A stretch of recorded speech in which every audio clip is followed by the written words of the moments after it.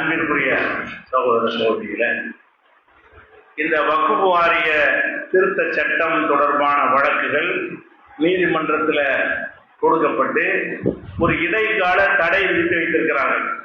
இடைக்கால தடைன்னு சொன்னா, இந்த சட்டத்தை இப்போதைக்கு அமல்படுத்தக்கூடாது, நாங்கள் இறுதி தீர்ப்பு வர்ற வரைக்கும் அந்த புதிய சட்டத்தின் பிரகாரம் எந்த நடவடிக்கையும் மேற்கொள்ளக்கூடாது என்று செய்து வைத்திருந்தாங்க.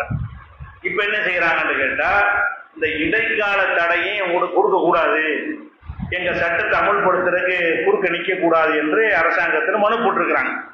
அது சம்பந்தமான ஒரு விசாரணை முழு நாள் விசாரணையாக வருகிற 20ஆம் தேதி உச்ச நீதிமன்றத்தில் வழக்கு நடக்க போகிறது.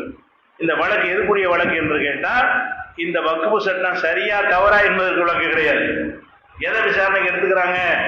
இப்ப இடைக்கால தடை டெம்பரவரியா ஒரு தடை கொடுத்துருக்காங்கல்ல, இந்த தடையை கொடுக்கறதா வேணாமா அப்படிங்கிற வழக்கத்தான் விசாரிக்க போகிறார்களே தவிர இந்த சட்டம் செல்லுமா இல்லையா என்ற விசாரணை எடுத்துக்கொள்ளல. அப்ப இதையே இப்ப மறுபடியும் இடைக்கால தடையை கொடுக்கலாமான்னு விசாரிப்பதாக இருந்தால் நமக்கு என்ன மாதிரி தீர்ப்பு கிடைக்கும் என்ற ஒரு சந்தேகம் இப்ப நமக்கு வர ஆரம்பிக்கிறது. இந்த வழக்கு எப்ப முடியும்?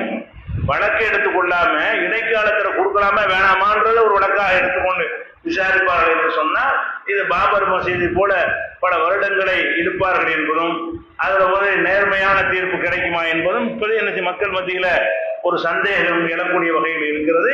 அதனால இந்த வக்ஃப் வாரிய சம்பந்தமாக தீவிரமான முயற்சிகளை என்ன செய்யணும் சமுதாயம் முன்னெடுக்க வேண்டும் என்பதை ஒரு கோரிக்கையாக வைத்து நிறைவு செய்கிறேன். அஸ்ஸலாமு அலைக்கும் வரஹ்மத்துல்லாஹி வபரகாத்துஹு.